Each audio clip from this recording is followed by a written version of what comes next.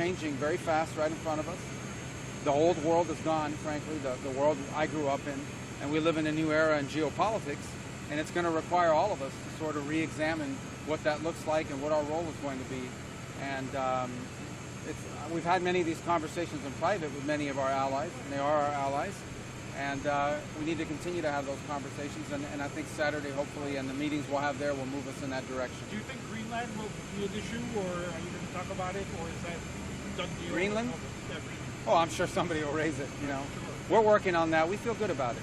Do you expect to meet with President Zelensky when you're there? I think so. I think he's going to be there, and there's a chance to see him. I believe it's on my schedule. I'm not 100% certain, but I'm sure we will. The Russian bombardment during all of this cold, It's terrible. It's a war. That's why we want the war to end. People are suffering. It's the coldest time of year. It's unimaginable, the suffering. That's the problem with wars. That's why wars are bad, and that's why we've worked so hard for over a year now to try to bring this one to an end. Why the meeting with Orban? Are you looking to help him in the polls? Sorry, meeting with? Orban. Well, the president has said he's very supportive of him, and so are we. But obviously, we were going to do that visit as a bilateral visit. They came to the U.S. earlier late last year. We told them that when I had an opportunity, I would visit, and this is the best opportunity. It's very close by.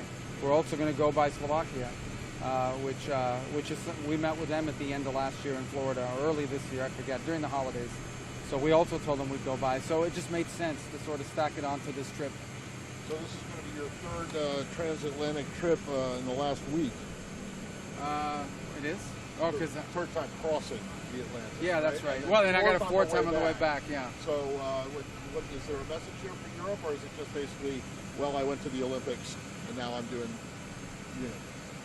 Message for Europe? Well, I don't know, Well, guys. I mean, I didn't schedule the Olympics and I didn't schedule Munich. They're on our schedule. You know that those are pre-existing events. We went to both. Europe's important to us. We're very tightly linked to Europe.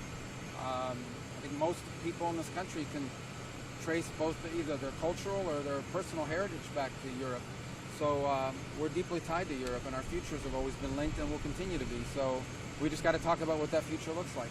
All right? All right, guys.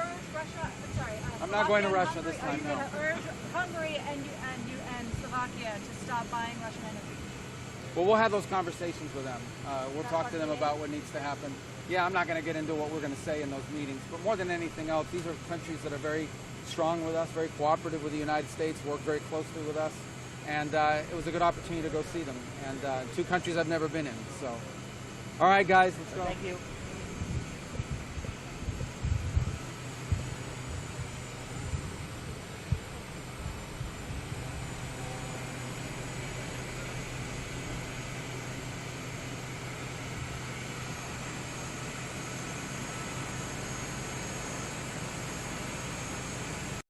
Support journalism you trust. Support PBS News. Donate now, or even better, start a monthly contribution today.